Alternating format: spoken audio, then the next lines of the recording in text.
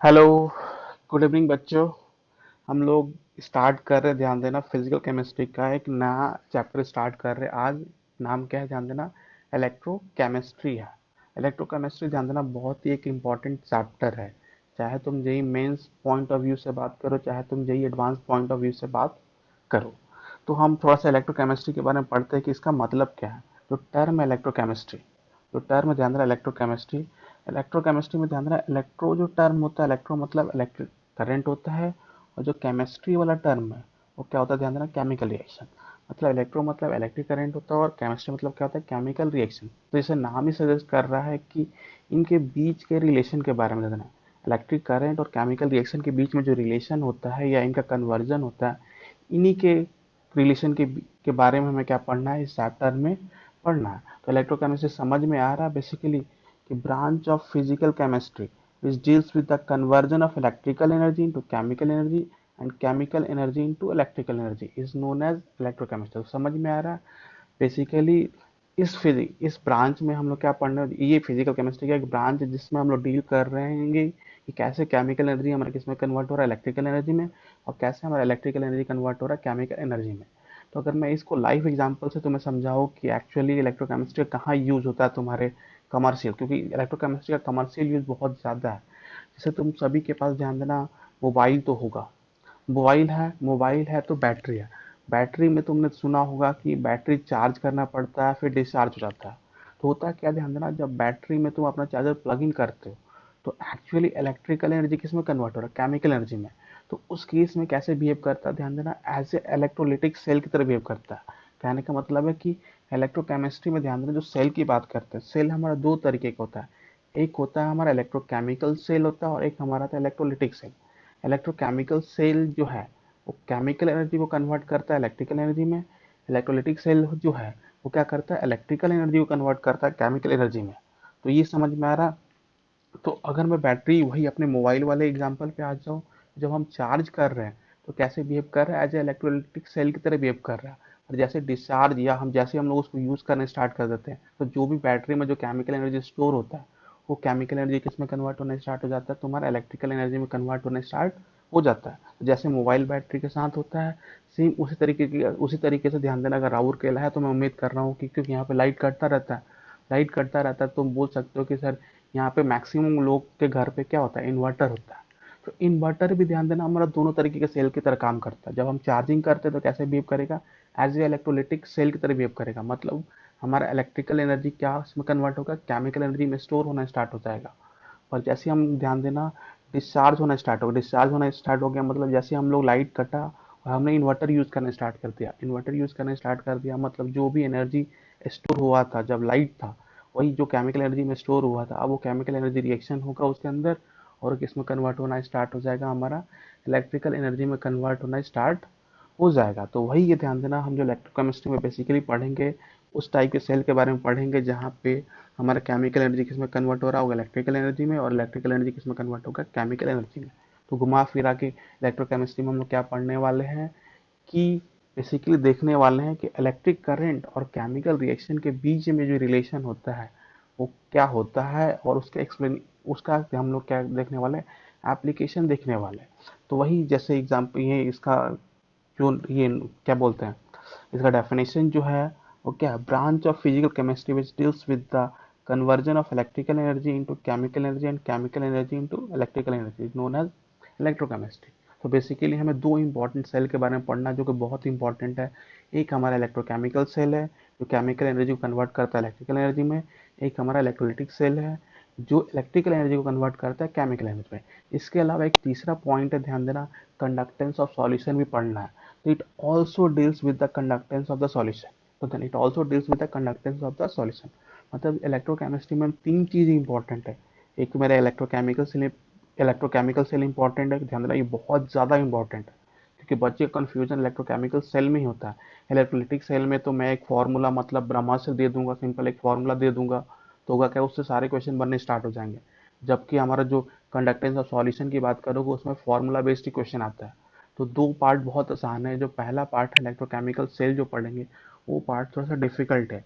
अगर किसी को रिडॉक्स रिएक्शन में दिक्कत है, एन फैक्टर में दिक्कत है, तो उनको ध्यान देना यहाँ पे प्रॉब्लम होगा। अगर किसी का रिडॉक्स रिएक्शन और एनफैक्टर बहुत अच्छा है, अगर रिडॉक्स रिएक्शन का चैप्टर बहुत अच्छा है तो हमारा इलेक्ट्रोकेमिस्ट्री का भी चैप्टर बहुत अच्छा होगा। तो समझ में, इलेक्ट्रोकेमिस्ट्री में तीन तीन मेन पार्ट है हमारे। एक तो इलेक्ट्रोकेमिकल सेल है, एक इलेक्ट्रोलिटिक सेल है, और एक कंडक्टेंस ऑफ सॉल्यूशन है। अब कंडक्टेंस ऑफ सॉल्यूशन में है कि तुम कंडक्टिविटी की बात करोगे, तुम्हारे घर पे भी तो कंडक्टिविटी यूज हो रहा है, तुम वायर यूज कर रहे हो, ध्यान देना, एज ए इलेक्ट्रिकल कंडक्टर की तरह यूज कर रहे हो। पर वहां पे ध्यान देना, कंडक्टिंग हो मतलब कंडक्टिंग शो कर रहा है, कोई भी मटेरियल कंडक्टिंग शो कर रहा है because of flow of electrons हो रहा है। वहां पे कोई भी चीज ध्यान देना कंडक्ट कर रहा है, पर उसका रीजन क्या है, इलेक्ट्रॉन है। पर इलेक्ट्रॉन के बारे में हमको नहीं पढ़ना है, मेटेलिक कंडक्टर के बारे में हमको नहीं पढ़ना है, हमें तो सॉल्यूशन के बारे में पढ़ना है। मतलब ऐसा सॉल्यूशन जिसके अंदर के आयन से, जैसे हम इलेक्ट्रिक फील्ड अप्लाई करते हैं तो ऑब्वियस सी बात, आयंस इधर से उधर मूव करेंगे, मतलब क्या करेंगे, कंडक्टिविटी शो करेंगे। तो हम लोग उसके बारे में डिटेल में इसमें पढ़ने वाले हैं। तो ये मुझे लगता है कि तुम लोग को डेफिनेशन समझ में आ गया है कि हम लोग एक्चुअली में इस चैप्टर में करने क्या वाले हैं। अब हम बात करते हैं टाइप्स ऑफ सेल। तो टाइप्स ऑफ सेल्स में पहले ही बता दिया, दो तरीके का है, लिखा हुआ है there are two types of cell, first is electrochemical cell, second is electrolytic cell. अब थोड़ा सा है कि थोड़ा सा पढ़ते हैं इसमें, नो डाउट डीप में पढ़ना ही है, पर एटलीस्ट एक बार देखते हैं क्या है ये थोड़ा सा। इलेक्ट्रोकेमिकल सेल, इलेक्ट्रोकेमिकल सेल में ध्यान देना, केमिकल एनर्जी को कन्वर्ट हो रहा है इलेक्ट्रिकल एनर्जी में। केमिकल एनर्जी कन्वर्ट हो रहा है इलेक्ट्रिकल एनर्जी, मतलब कैसे हम भी, कैसे अगर तुम्हारे दिमाग में सोचना हो, इलेक्ट्रोकेमिकल सेल, हमारा इन्वर्टर भी एक इलेक्ट्रोकेमिकल सेल है। कब है, जब तुम्हारा लाइट क्या होता है, कट जाता है। जब तुम इन्वर्टर को यूज करते हो, जो भी केमिकल एनर्जी स्टोर होता है बैटरी में, वो किस में कन्वर्ट होना स्टार्ट हो जाता है, इलेक्ट्रिकल एनर्जी में स्टार्ट हो जाता है। इसी के इसके लिए ध्यान, डेल्टा जी की वैल्यू क्या होता है, less than zero. Delta G की वैल्यू लेस देन जीरो मतलब क्या बोलते हैं हम लोग, स्पॉन्टेनियस बोल सकते हैं। क्या बोल सकते हैं, ध्यान देना, स्पॉन्टेनियस। और वैसे भी तुम खुद ही सोच लो कि बैटरी को तुम क्या करते हो, इन्वर्टर ऑन कर देते हो, बैटरी को फोर्स नहीं करते हो कि इसका केमिकल एनर्जी इलेक्ट्रिकल एनर्जी में कन्वर्ट हो। केमिकल एनर्जी क्या होता है, अपने आप इलेक्ट्रिकल एनर्जी में कन्वर्ट होना स्टार्ट हो जाता है, मतलब प्रोसेस कैसा है, स्पॉन्टेनियस। तो लिखा हुआ है cell in which spontaneous redox reaction occur due to which conversion of chemical energy into electrical energy takes place. तो कहने का मतलब है कि ध्यान देना, जो सेल है, जो भी तुम्हारा सेल है, जो इलेक्ट्रोकेमिकल सेल है, उसमें केमिकल एनर्जी किसमें कन्वर्ट हो रहा है, इलेक्ट्रिकल एनर्जी में कन्वर्ट तो हो रहा है, पर उसके अंदर एक ध्यान देना, एक स्पॉन्टेनियस रिडॉक्स रिएक्शन हो रहा है। एक स्पॉन्टेनियस रिडॉक्स रिएक्शन हो रहा है मतलब उसके अंदर ऑक्सीडेशन भी होगा और रिडक्शन भी होगा। अब तुम्हें पता है, ऑक्सीडेशन होगा तो इलेक्ट्रॉन लूज होगा, रिडक्शन होगा तो क्या होगा, गेन होगा। अब तुम भी सोच लो कि जो लूज किया, जिस इलेक्ट्रॉन ने लूज किया, अगर उसी इलेक्ट्रॉन को हम लोग सर्किट के थ्रू फ्लो करा दें तो ऑब्वियस से बात है, हमें क्या मिलेगा, ध्यान देना, इलेक्ट्रिक करंट मिलेगा। तो वही लिखा हुआ है cell in which spontaneous redox reaction occur due to which conversion of chemical energy into electrical energy takes place is called electrochemical cell. जबकि इलेक्ट्रोलिटिक सेल पूरा का पूरा क्या होता है, उल्टा होता है। इलेक्ट्रोलिटिक सेल की बात करेंगे तो इसमें क्या होगा, इलेक्ट्रिकल एनर्जी कन्वर्ट होता है केमिकल एनर्जी में। जब हम लोग कोई भी इन्वर्टर है, बैटरी को चार्ज करते हैं तो ऑब्वियस सी बात है, हम लोग क्या करते हैं कि करंट आता है तभी चार्ज कर सकते हैं, बिना करंट के कभी चार्ज नहीं कर सकते। तो एक्चुअली करंट हम क्या कर रहे हैं, उस सेल में भेज रहे हैं ताकि ये करंट किस में कन्वर्ट हो सके, केमिकल एनर्जी में कन्वर्ट हो सके। और डेल्टा जी की वैल्यू क्या है, ग्रेटर देन जीरो, मतलब ये रिएक्शन कैसा है, नॉन स्पॉन्टेनियस है। नॉन स्पॉन्टेनियस क्यों है, क्योंकि करंट आएगा तभी बैटरी चार्ज होगा, करंट आएगा तभी तुम्हारा इन्वर्टर या बैटरी कैसे बिहेव करेगा, ऐसे इलेक्ट्रोलिटिक सेल की तरह बिहेव करेगा। अगर करंट नहीं रहेगा तो इलेक्ट्रोलिटिक सेल की तरह बिहेव नहीं करेगा। तो इसलिए ध्यान रखना, डेल्टा जी की वैल्यू क्या, ग्रेटर देन जीरो। वही लिखा हुआ है cell in which non spontaneous redox reaction occur by supplying electricity, that is conversion of electrical energy into chemical energy. तो इलेक्ट्रोलिटिक सेल समझ में आ रहा है कि इसमें भी क्या होता है, इलेक्ट्रिकल एनर्जी किसमें कन्वर्ट होता है, ध्यान देना, केमिकल एनर्जी में कन्वर्ट होता है। पर इसके अंदर भी एक रिडॉक्स रिएक्शन होता है, cell in which non spontaneous redox reaction होता है, वहां भी एक रिडॉक्स रिएक्शन होता है। पर क्या होता है, नॉन स्पॉन्टेनियस होता है। नॉन स्पॉन्टेनियस इसलिए बोलते रहे हैं क्योंकि इलेक्ट्रिक करंट प्रोवाइड करेंगे तभी वो रिएक्शन होगा, इलेक्ट्रिक करंट प्रोवाइड नहीं करेंगे तो ध्यान देना, रिडॉक्स रिएक्शन नहीं होगा। तो समझ में आ रहा है, जो इलेक्ट्रोकेमिकल सेल में है वहाँ पे केमिकल एनर्जी इलेक्ट्रिकल एनर्जी में कन्वर्ट होता है, वहाँ भी एक रिडॉक्स रिएक्शन होता है पर स्पॉन्टेनियस होता है, मतलब अपने आप होता है। इलेक्ट्रोलिटिक सेल में भी ध्यान देना, यहाँ क्या होता है, इलेक्ट्रिकल एनर्जी कन्वर्ट होता है केमिकल एनर्जी में, यहाँ भी एक रिडॉक्स रिएक्शन होता है। कि मैं पूरा एक्सप्लेन करने वाला हूँ कि कहाँ रिडॉक्स रिएक्शन, तुम्हें खुद ही फील होगा कि रिडॉक्स रिएक्शन हो रहा है कि नहीं हो रहा। वहाँ भी एक रिडॉक्स रिएक्शन होता है, पर इलेक्ट्रिक करंट सप्लाई करोगे तभी रिडॉक्स रिएक्शन होगा, मतलब प्रोसेस कैसा हो जाएगा, नॉन स्पॉन्टेनियस हो जाएगा। तो इलेक्ट्रोकेमिकल सेल के बारे में थोड़ा सा इन्फॉर्मेशन मिल गया हो क्या है। अब हम डिटेल में पढ़ते हैं कि इलेक्ट्रोकेमिकल सेल का आइडिया आया कैसे, कैसे साइंटिस्ट को पता चला कि हमें इलेक्ट्रोकेमिकल सेल बनाना चाहिए, मतलब जो ये हमारा केमिकल एनर्जी है इसको किस में कन्वर्ट करना चाहिए, इलेक्ट्रिकल एनर्जी में कन्वर्ट करना चाहिए। तो ध्यान देना, हम मैंने पहले ही बोला था कि किस साइंटिस्ट ने क्या किया इम्पोर्टेंट है, किस साइंटिस्ट ने किया ये हमारे लिए ध्यान देना उतना इम्पोर्टेंट नहीं है। इसलिए ध्यान देना साइंटिस्ट के नाम पे हम उतना ध्यान नहीं देते हैं। मतलब उस समय ध्यान देना जब इलेक्ट्रोकेमिकल नहीं था तब लोगों ने सोचा कि एक्चुअली बहुत सारे लोग एक्सपेरिमेंट कर रहे थे। तो एक थे, मतलब कुछ साइंटिस्ट थे जिन्होंने एक्सपेरिमेंट किया। एक्सपेरिमेंट कुछ खास नहीं किया ध्यान देना। उन्होंने क्या किया ध्यान देना, एक कंटेनर लिया। उन्होंने क्या किया ध्यान देना, एक कंटेनर लिया। एक कंटेनर में क्या किया ध्यान देना, CuSO4 सॉल्यूशन डाल दिया। CuSO4 सॉल्यूशन डाल दिया जिसका कलर क्या था, ब्लू था। ध्यान देना, उन्होंने कंटेनर लिया, CuSO4 सॉल्यूशन डाल दिया। अब CuSO4 सॉल्यूशन डाल दिया मतलब SO4 2- का तो कोई कलर नहीं होता है, और Cu+2 एक्वस का ध्यान देना क्या कलर होता है, ध्यान देना ब्लू कलर होता है। ब्लू कलर का मेन रीजन है ध्यान देना Cu+2 आयंस। हमने पता है आयंस हमारे क्या होते हैं, कलर शो करते हैं। उसमें मैंने क्या किया ध्यान देना, जिंक रॉड प्लेस कर दिया। उसमें मैंने क्या किया, जिंक रॉड प्लेस कर दिया। जिंक रॉड प्लेस करके हमने क्या किया, कुछ देर छोड़ दिया। तो उन्होंने बस एक्सपेरिमेंट यही किया। तो लिखा है when a zinc rod is placed in an aqueous CuSO4 solution following observation are observe. तो उन्होंने क्या किया ध्यान देना, एक कंटेनर लिया, और कंटेनर में ध्यान देना कौन सा सॉल्यूशन लिया, CuSO4 का सॉल्यूशन लिया जिसका कलर क्या था, ब्लू था। उसमें हमने क्या किया, जिंक रॉड, हमने भी बोल सकते हो, या उन्होंने क्या किया, जिंक रॉड डाल दिया। जिंक रॉड डालने के बाद कुछ टाइम के बाद उन्होंने कुछ ऑब्जर्वेशन ऑब्जर्व किया, और वो अपने ऑब्जर्वेशन बताते हैं कि क्या क्या हुआ था। तो हम लोग बोल सकते हैं कि पहला ऑब्जर्वेशन मिला कि वेट ऑफ जिंक रॉड क्या हुआ, डिक्रीज होना स्टार्ट हो गया। मतलब जो रॉड मोटा था वो क्या हो गया, पतला होना स्टार्ट हो गया। पतला होना स्टार्ट हो गया तो उससे आइडिया लगा कि ध्यान देना जिंक का क्या हो रहा है, ऑक्सीडेशन हो रहा है। हमें पता है Zn सॉलिड है, 2 इलेक्ट्रॉन लूज करेगा, Zn+2 एक्वस। मेटल है, मेटल हमेशा इलेक्ट्रॉन लूज करने की टेंडेंसी शो करता है। तो उससे पता चला ध्यान देना Zn सॉलिड 2 इलेक्ट्रॉन लूज करके क्या बन रहा है, Zn+2 एक्वस बन रहा है। मतलब कहने का मतलब है, यहाँ पे तुम देखो, यहाँ पे ये जो रॉड है, इस रॉड तो एटम के फॉर्म में है, जिंक टाइटली पैक्ड है। पर जैसे Zn+2 बनेगा तो Zn+2 सॉल्यूशन में आना स्टार्ट हो जाएगा। तो ऑब्वियस सी बात है, रॉड जो है क्या होगा, पतला होना स्टार्ट हो जाएगा। तो पहला wait of zinc rod decreases, उससे ये पता चला कि जिंक का क्या हो रहा है, ऑक्सीडेशन हो रहा है। दूसरा जो उनका ऑब्जर्वेशन था, blue colour solution fades. Blue colour solution fade मतलब ध्यान देना क्या हुआ, जो सी ब्लू कलर किसके कारण था, Cu+2 एक्वस के कारण था। उसने 2 इलेक्ट्रॉन लूज किया, इसने क्या किया, 2 इलेक्ट्रॉन गेन करके क्या बना लिया, Cu सॉलिड बना लिया। मतलब इसको हम क्या बोलते हैं ध्यान देना, ब्लू कलर सॉल्यूशन फेड्स कहने का मतलब ध्यान देना कॉपर का क्या हो रहा है, रिडक्शन हो रहा है। ध्यान देना wait of zinc rod decreases का मतलब हुआ कि जिंक का ऑक्सीडेशन होना स्टार्ट हो गया। तभी जिंक के एटम क्या हो रहा है, ऑक्सीडाइज होकर सॉल्यूशन में जाना स्टार्ट कर दिए, और जिंक का रॉड पतला होना स्टार्ट हो गया। Blue colour of solution fades कहने का मतलब जो सॉल्यूशन का ब्लू कलर था ध्यान देना Cu+2 के कारण ही था। उसने 2 इलेक्ट्रॉन लूज किया, इसी 2 इलेक्ट्रॉन को इसने Cu+2 ने क्या किया, गेन कर लिया। Cu+2 ने गेन करके क्या बना लिया, Cu सॉलिड बना लिया। उससे पता चला क्या हो रहा है, ध्यान देना यहाँ पे रिडक्शन भी हो रहा है। थर्ड है ध्यान देना reddish brown PPT is form. मतलब जो Cu सॉलिड है, ये जो Cu सॉलिड है इसका कलर होता है reddish brown PPT. Reddish brown PPT is form at the bottom. कैसे पता चला, ध्यान देना हमने जो सॉल्यूशन के बाद देखा कि नीचे एक पीपीटी फॉर्म हुआ, और उसका कलर क्या, ध्यान देना रेडिश ब्राउन। उससे भी पता चलता है कि जो हमारा कॉपर Cu+2 का है उसका क्या हो रहा है, रिडक्शन हो रहा है। तो ये समझ में आ रहा, 3 point weight of zinc rod decreases, उससे पता चला जिंक का ऑक्सीडेशन हुआ। Blue colour of solution fade, उससे पता चला कॉपर का रिडक्शन हुआ। रेडिश ब्राउन पीपीटी फॉर्म हुआ, उससे भी पता चला कि कॉपर का क्या हो रहा है, रिडक्शन हुआ। कॉपर का रिडक्शन हुआ तो मैंने क्या किया, हमें पता है ऑक्सीडेशन और रिडॉक्स है, तो रिडॉक्स ऑक्सीडेशन हो रहा है और रिडक्शन हो रहा है, तो एक रिडॉक्सीडेशन होगा। तो हमने एक ऑक्सीडेशन को लिख दिया, हमने क्या किया, ध्यान ऑक्सीडेशन को लिख दिया और रिडक्शन को लिख दिया, और दोनों को ऐड कर दिया। दोनों को ऐड कर दिया तो हमें पता चला कि Zn सॉलिड है, किसमें कन्वर्ट हो रहा है, Zn+2 एक्वस में, और Cu+2 एक्वस है, Cu किसमें कन्वर्ट, Cu सॉलिड में।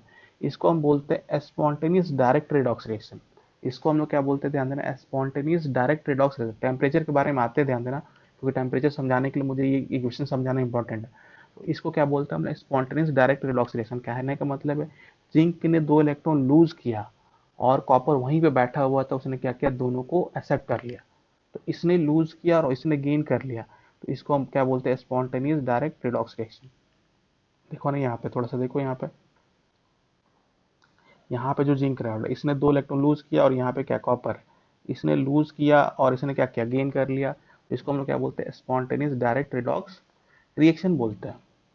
अब है क्या, जब भी एक रिडॉक्स रिएक्शन होता है ना, जब भी एक रिएक्शन होता है, एनर्जी क्या होता है, या तो रिलीज होता है, नहीं तो क्या होता है, एब्जॉर्ब होता है। तो यहाँ पता चला कि हीट इज रिलीज। इस टाइप के रिएक्शन में ध्यान देना, पता चला कि हीट क्या रिलीज हो रहा है। हीट रिलीज कैसे हो रहा है, उसे पता चला कि टेम्परेचर ऑफ सॉल्यूशन क्या हो गया, इंक्रीज कर गया। तो अब देखो कैसे हम पता करेंगे।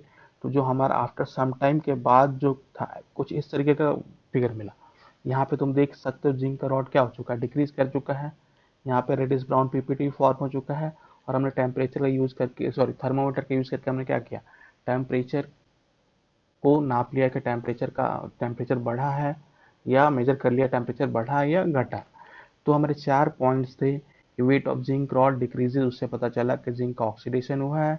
ब्लू कलर सॉल्यूशन फेड्स है, उससे पता चला कि कॉपर का रिडक्शन हुआ है। रेडिश ब्राउन पीपीटी फॉर्म हुआ, उससे ही पता चला कि कॉपर का रिडक्शन हुआ है। और एक और पॉइंट पता चला कि टेम्परेचर क्या हो रहा है, इंक्रीज हो रहा है। और टेम्परेचर इंक्रीज हो रहा है, वहीं से पता चला कि भैया जो केमिकल रिएक्शन है उसमें क्या हो रहा है, एनर्जी रिलीज हो रही है। तो एनर्जी रिलीज हो रही है मतलब ये किस फॉर्म में, ध्यान देना, केमिकल एनर्जी के फॉर्म में। यहाँ पे जो एनर्जी केमिकल रिएक्शन के कारण ही तो एनर्जी रिलीज हो। तो अब इससे बात हम बोल सकते हैं क्या केमिकल एनर्जी है। अब यहाँ पे जो एनर्जी रिलीज हुआ है वो किसी काम का नहीं है। यहाँ पे ध्यान देना, जो एनर्जी रिलीज हुआ है वो किसी काम का नहीं है। एनर्जी तो रिलीज हुआ, टेम्परेचर बढ़ा, पर कुछ टाइम हम उसका तो कुछ कर नहीं सकते। ध्यान देना, कुछ टाइम को छोड़ देंगे तो फिर क्या होगा, टेम्परेचर नॉर्मल हो जाएगा। मतलब अगर मैं स्पॉन्टेनियस डायरेक्ट रिडॉक्स रिएक्शन कराऊंगा तो ऑब्वियस सी बात है उस एनर्जी को मैं कन्वर्ट नहीं कर पाऊंगा। इसलिए साइंटिस्ट ने सोचा क्यों नहीं इस रिएक्शन को अलग अलग कराते हैं, क्यों नहीं इस रिएक्शन को ध्यान देना अलग अलग कराते हैं। मतलब जिंक का ऑक्सीडेशन एक अलग कंटेनर में कराते हैं और कॉपर का रिडक्शन एक अलग कंटेनर में कराते हैं। और दोनों क्या करते हैं, वायर से कनेक्ट कर देते हैं। वायर से कनेक्ट करेंगे तो ऑब्वियस सी बात है जिंक इलेक्ट्रॉन लूज करेगा तो उस वायर के थ्रू कहाँ जाएगा, कॉपर के पास जाएगा। अब वायर के थ्रू कॉपर के पास जाएगा तो वायर में क्या करेंगे, उसी बीच में हम क्या करेंगे, एक बल्ब लगा देंगे। बल्ब लगा देंगे तो क्या होगा, जलना स्टार्ट हो जाएगा। जलना स्टार्ट हो जाएगा मतलब क्या होगा, हमारे जो केमिकल एनर्जी है किसमें कन्वर्ट होना स्टार्ट हो जाएगा, हमारा इलेक्ट्रिकल एनर्जी में कन्वर्ट होना स्टार्ट हो जाएगा। तो यहीं से साइंटिस्ट लोगों को आइडिया आया कि हम लोग क्या कर सकते हैं, एक इलेक्ट्रोकेमिकल सेल बना सकते हैं। अगर सेम रिएक्शन जो direct spontaneous direct redox reaction है, सेम रिएक्शन जो डायरेक्ट रिडॉक्स रिएक्शन करा रहे हैं, अगर इनडायरेक्ट कराएं तो हम क्या कर सकते हैं, ध्यान देना, केमिकल एनर्जी को कन्वर्ट कर सकते हैं हम लोग इलेक्ट्रिकल एनर्जी में कन्वर्ट कर सकते हैं। तो यहाँ तक किसी को दिक्कत है, यहाँ तक सभी को समझ में आ रहा है क्या हो रहा है। तो अब हम बात करते हैं कंस्ट्रक्शन ऑफ इलेक्ट्रोकेमिकल सेल। ये बहुत ही इंपॉर्टेंट डायग्राम है जो बेसिकली मैं बोल जैसे बताऊंगा वैसे ही वैसे पढ़ लेना। Construction of electrochemical cell. तो इलेक्ट्रोकेमिकल सेल पे कंस्ट्रक्शन है, तो मैंने बताया था कि हमें करना क्या है, केवल जो डायरेक्ट हो रहा था उसको इनडायरेक्ट कर दो। जो डायरेक्ट हो रहा था ध्यान देना उसको क्या करो, इनडायरेक्ट कर दो। तो अब है क्या, तुम ध्यान से, बहुत सारी चीजें दी हुई हैं यहाँ पे, कंफ्यूज मत होना। मैं बोलूंगा कि मैंने क्या किया, ध्यान देना, थोड़ा ध्यान रखना। मैंने क्या किया, एक कंटेनर लिया, एक कंटेनर लिया, सभी को समझ में आ रहा है कंटेनर है। इसमें मैंने क्या किया, जिंक रॉड डाल दिया। इसमें मैंने क्या किया, ध्यान देना, जिंक रॉड डाल दिया। तो अब जो ध्यान देना, जो जिंक रॉड है किसके सॉल्यूशन में डाला, ZnSO4 सॉल्यूशन में ही डाला। तो मैंने एक कंटेनर लिया, उसमें ZnSO4 एक्वस सॉल्यूशन डाला और उसमें जिंक रॉड डाल दिया। जिंक रॉड डाल दिया तो ध्यान देना ZnSO4 एक्वस है, मतलब जितना Zn+2 है उतना ही क्या, SO4 2 माइनस है। इनिशियली जो सॉल्यूशन है क्या है, इलेक्ट्रिकली न्यूट्रल है। इतना समझ में आ रहा है। मैंने एक कंटेनर लिया है, उसमें ZnSO4 सॉल्यूशन डाला हुआ है और उसमें मैंने जिंक रॉड डाल दिया। जिंक रॉड डाल दिया, बस ऐसे ही, बस इतना ही है। तो ZnSO4 ध्यान देना कुछ हो नहीं रहा है, तो जितना Zn+2 है उतना ही क्या है, SO4 2 माइनस है। तो क्या इलेक्ट्रिकली क्या है, न्यूट्रल है। सेम उसी तरीके से मैंने क्या किया, ध्यान देना, एक इधर कंटेनर लिया और मैंने क्या किया, कॉपर रॉड लिया और डिप कर दिया। कॉपर रॉड को ध्यान देना CuSO4 के सॉल्यूशन में डिप किया। मतलब जिसमें थोड़ा सा इंपॉर्टेंट चीज है, जिसका रॉड लेते हो ध्यान देना उसी के सॉल्यूशन में डिप करना होता है। मतलब मैंने जिंक रॉड लिया है तो हर हाल में ध्यान देना Zn+2 आयन के सॉल्यूशन में ही डिप करूंगा। अगर मैं कॉपर रॉड लिया है तो हर हाल में क्या करूंगा, Cu+2 के आयन में ही डिप करूंगा। तो सेम उस तरीके से मैं ध्यान देना एक कंटेनर लिया जिसमें CuSO4 एक्वा सॉल्यूशन था, फिर कॉपर रॉड को मैंने क्या किया, डिप कर दिया। तो यहाँ तक सभी को कोई दिक्कत नहीं है। तो यहाँ तक सभी को समझ में आ रहा है। अब क्या है कि हम लोग ऐसे ही नहीं, अब क्या है कि जो जिंक है, तुम्हें पता है जिंक क्या टेंडेंसी शो करता है? ऑक्सीडाइज होने की टेंडेंसी शो करता है। मतलब तुरंत जिंक क्या करेगा, ध्यान देना, 2 इलेक्ट्रॉन लूज करेगा और Zn+2 फॉर्म कर लेगा। अब 2 इलेक्ट्रॉन लूज करेगा तो Zn+2 फॉर्म कर लेगा। तो ध्यान देना, यहाँ पे जो जिंक रॉड दिखाया हुआ Zn एटम है, 2 इलेक्ट्रॉन लूज किया, तो 2 इलेक्ट्रॉन ध्यान देना कहाँ लूज किया है, रॉड पे। एक एटम है, जिंक है, 2 इलेक्ट्रॉन लूज कर दे कहाँ, रॉड पे लूज कर दिया। और खुद कहाँ चला है, ध्यान देना, सॉल्यूशन में चला है। खुद कहाँ आया, ध्यान देना, सॉल्यूशन में चला है। तो ये प्रोसेस क्या होगा, बहुत बार होगा। ये प्रोसेस क्या होगा, बहुत बार होगा। बहुत बार होगा मतलब इस जो इलेक्ट्रोड है, इस इलेक्ट्रोड पे इलेक्ट्रॉन्स आना स्टार्ट हो जाएंगे और सॉल्यूशन में क्या होगा, Zn+2 जाना स्टार्ट हो जाएगा। तो अब ध्यान देना, पहले क्या था, सॉल्यूशन की बात करो तो पहले केवल Zn+2 था और SO4 माइनस था, और दोनों का कंसंट्रेशन सेम था। बट टाइम के साथ क्या हो रहा है, ध्यान देना, Zn+2 का कंसंट्रेशन बढ़ रहा है। Zn+2 का कंसंट्रेशन बढ़ेगा मतलब ध्यान देना, ये जो सॉल्यूशन का चार्ज होगा, सॉल्यूशन कौन सा चार्ज होगा, ध्यान देना, पॉजिटिव चार्ज हो जाएगा। और जो इलेक्ट्रोड है उस पर कौन सा चार्ज आएगा, नेगेटिव। तो ये समझ में आ रही 2 पॉइंट। सॉल्यूशन टाइम के साथ ध्यान देना, जिंक ने क्या किया, 2 इलेक्ट्रॉन लूज करना स्टार्ट कर दिया और Zn+2 में कन्वर्ट होना स्टार्ट हो गया। और जो 2 इलेक्ट्रॉन लूज हो रहा है वो रॉड पे ही लूज हो रहा है। तो रॉड पे एक एटम यूज किया, 2 एटम यूज किया, 3 लूज करेगा। तो रॉड पे क्या होगा, बहुत सारे इलेक्ट्रॉन आ जाएंगे। रॉड पे कैसा चार्ज आएगा, ध्यान देना, नेगेटिव चार्ज आएगा। रॉड पे कैसा चार्ज आएगा, नेगेटिव आएगा। और सॉल्यूशन ध्यान देना, सॉल्यूशन में Zn+2 जाना स्टार्ट कर दिया, तो SO4 माइनस तो नहीं जा रहा है। तो ध्यान देना, अब जो सॉल्यूशन कैसा हो जाएगा, ध्यान देना, पॉजिटिव हो जाएगा। अब जो सॉल्यूशन वो कैसा हो जाएगा, ध्यान देना, पॉजिटिव हो जाएगा। तो ये समझ में आ रहा है कि जिंक रॉड को मैंने नेगेटिव क्यों लिखा हुआ और उसके सॉल्यूशन को पॉजिटिव क्यों लिखा हुआ। अब जो इलेक्ट्रॉन लूज हुआ, ध्यान देना, अब जो इलेक्ट्रॉन लूज हुआ तो अब इससे बात है, ये जो वायर तुमने लगाया है, अब दोनों, अब करो क्या कि तुम क्या करो, इस वायर को ध्यान देना, यहाँ एक बल्ब है, ये क्या है, ध्यान देना, एक बल्ब है। बल्ब के थ्रू ध्यान देना, कनेक्ट कंडक्टिंग वायर के थ्रू ध्यान देना, तुम क्या करो, इस इलेक्ट्रोड को बल्ब के थ्रू क्या करो, इसको कनेक्ट कर दो। कनेक्ट करने के बाद होगा क्या, जो इलेक्ट्रॉन्स यहाँ से निकल रहा है, जो जिंक रॉड है, ध्यान देना, वहाँ इलेक्ट्रॉन तो रहेगा नहीं, वहाँ से निकलेगा, तो यहाँ से निकलेगा, यहाँ से निकलेगा, बल्ब के थ्रू जाएगा तो बल्ब क्या होगा, ग्लो करेगा। यहाँ से होते हुए क्या होगा, यहाँ आ गया। यहाँ आ गया मतलब कॉपर पे ध्यान देना क्या आ गया, 2 इलेक्ट्रॉन आ गया। कॉपर पे क्या आ गया, ध्यान देना, 2 इलेक्ट्रॉन आ गया। कॉपर पे 2 इलेक्ट्रॉन आ गया तो होगा क्या, ध्यान देना, Cu+2 एक्वा सॉल्यूशन में है, उसने क्या किया, 2 इलेक्ट्रॉन गेन कर लिया और क्या बना लिया, Cu सॉलिड। समझ में आ रहा है। यहाँ से जो 2 इलेक्ट्रॉन निकला, यहाँ पे पहुंचा, यहाँ पहुंचे पे ध्यान देना, यहाँ पे क्या हुआ, Cu+2 था, उस 2 इलेक्ट्रॉन को क्या कर लिया, ले लिया। उस 2 इलेक्ट्रॉन को ले लिया, ध्यान देना, तो होगा क्या, अगर मैं सॉल्यूशन की बात करूँ राइट साइड में Cu+2 और SO4 माइनस सेम था, बट टाइम के साथ Cu+2 का कंसंट्रेशन क्या हो रहा है, डिक्रीज कर रहा। तो SO4 क्या हो गया, इंक्रीज हो गया, SO4 इंक्रीज हो गया। तो ये कौन सा चार्ज होगा, नेगेटिव चार्ज होगा। अगर ये नेगेटिव चार्ज होगा और इलेक्ट्रॉन इधर फ्लो कर रहा है, तो ये कौन सा चार्ज होगा, पॉजिटिव चार्ज होगा। तो इतना समझ में आ रहा है कि कुछ टाइम के बाद ध्यान देना, जो जिंक रॉड का सॉल्यूशन हो जाएगा वो पॉजिटिव हो जाएगा, जिंक रॉड नेगेटिव हो जाएगा। कॉपर का रॉड पॉजिटिव हो जाएगा, कॉपर का सॉल्यूशन क्या हो जाएगा, नेगेटिव हो जाएगा। तो यहाँ तक सभी को समझ में आ रहा है। तो चलो यहाँ तक समझ में आ रहा तो अच्छी बात है। अब ध्यान देना, जो इलेक्ट्रॉन लूज किए हैं तो अभी इसका क्या बोलते हैं, ऑक्सीडेशन बोलते हैं, इसको क्या बोलते हैं, रिडक्शन। अभी जो हम लोगों ने सेल बनाया हुआ, ध्यान देना, अभी जो सेल बनाया हुआ है ये 3-4 मिनट से ज़्यादा चलेगा नहीं। 4 मिनट के बाद क्या हो जाएगा, बंद हो जाएगा। बंद क्यों हो जाएगा, क्योंकि यहाँ पे तो नो डाउट इलेक्ट्रॉन है, ध्यान देना, यहाँ पे तो नो डाउट इलेक्ट्रॉन है। और अंदर कौन सा चार्ज जनरेट हो रहा है, पॉजिटिव चार्ज। तो कुछ टाइम के बाद ध्यान देना, जो इलेक्ट्रॉन यहाँ जनरेट तो होगा, जिंक रॉड पे इलेक्ट्रॉन जनरेट तो होगा, पर Zn+2 का कंसंट्रेशन इतना बढ़ जाएगा, या तुम बोल सकते हो सॉल्यूशन का पॉजिटिव चार्ज इतना बढ़ जाएगा कि इलेक्ट्रॉन को जाने ही नहीं देगा। इलेक्ट्रॉन को नहीं जाने देगा तो ऑब्वियस से बात है, ध्यान देना, इलेक्ट्रॉन्स क्या होंगे, फ्लो नहीं करेंगे। इलेक्ट्रॉन्स फ्लो नहीं करेंगे तो बैटरी काम नहीं करेगा। इसी चीज़ को हटाने के लिए ध्यान देना, हम लोग क्या यूज़ करते हैं, बीच में इसको कनेक्ट करते हैं, इस चीज़ को यूज़ करते हैं, सॉल्ट ब्रिज। इसको ध्यान देना बोलते हैं, सॉल्ट ब्रिज बोलते हैं। इस टाइप के जो सिस्टम यहाँ पे दिखा हुआ है क्या है, उसको हम लोग क्या बोलते हैं, सॉल्ट ब्रिज। सॉल्ट ब्रिज में ध्यान देना, हम लोग क्या करते हैं, एक इनर्ट इलेक्ट्रोलाइट यूज करते हैं, ध्यान देना। सॉल्ट ब्रिज में हम क्या करते हैं, ध्यान देना, इनर्ट इलेक्ट्रोलाइट यूज करते हैं। अब इनर्ट इलेक्ट्रोलाइट कहने का मतलब क्या है, जैसे मान लो KCl यूज किया तो K+ है और Cl माइनस है। K+ है तो ध्यान देना, इधर जैसे Zn+2 है, तुमने एक आइटम था Zn+2 में कन्वर्ट हुआ, मतलब इसके अंदर कितना चार्ज हुआ, positive charge, 2 positive charge generate हुआ। तो तुरंत इधर से फ्लो होते हुए क्या होगा, 2Cl- आएगा और क्या करेगा, इस सॉल्यूशन को न्यूट्रल बना देगा। इस सॉल्यूशन को न्यूट्रल बना देगा तो आराम से यहाँ पे जो इलेक्ट्रॉन्स है आराम से फ्लो करेंगे। सेम उसी तरीके से ध्यान देना, यहाँ पे Cu+2 गया, मतलब इसके अंदर क्या हो गया, SO4 2- बढ़ा, दो नेगेटिव चार्ज बढ़ा, मतलब क्या आएगा, 2K+ आगे क्या करेगा, उस ध्यान देना सॉल्यूशन को न्यूट्रल बना देगा। मतलब ये ध्यान देना, जो तुम्हारा सेल है वो काम करता रहेगा, हमेशा काम नहीं करता रहेगा। ध्यान देना, एक एक पोटेंशियल होता है, ध्यान देना एक पोटेंशियल के बाद या तुम एक टाइम के बाद ध्यान देना सेल भी काम करना बंद कर देता है। वो आगे हम पढ़ेंगे कि सेल काम करना बंद क्यों कर देता है। पर ध्यान देना ये प्रोसेस जब तक सॉल्ट ब्रिज नहीं यूज करोगे तो होगा क्या, ध्यान देना तुम्हारा बैटरी 2 से 3 मिनट तक ही काम कर सकता है। तो ये तुम्हारा पूरा का पूरा क्या ध्यान देना कंस्ट्रक्शन है, पूरा का पूरा ध्यान देना किसका कंस्ट्रक्शन है, इलेक्ट्रोकेमिकल सेल का कंस्ट्रक्शन है।